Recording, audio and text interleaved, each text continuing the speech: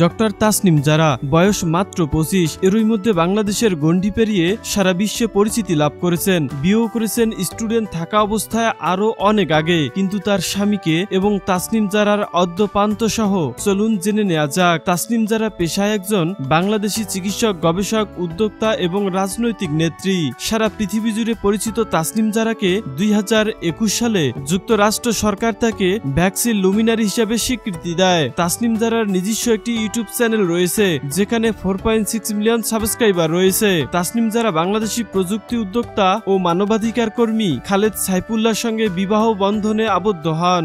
Saifullah Oxford বিশ্ববিদ্যালয়ে মানবাধিকার আইন অধ্যয়ন করেছেন এবং ন্যাশনাল সিটিজেন পার্টিতে তাসনিম জারার পাশাপাশি নেতৃত্ব স্থানীয় পদে দায়িত্ব পালন করছেন। তবে বাংলাদেশের গর্বিত সন্তান ডক্টর তাসনিম জারা সম্পর্কে আপনার যে কোনো মন্তব্য জানাতে পারেন আমাদের কমেন্ট বক্সে।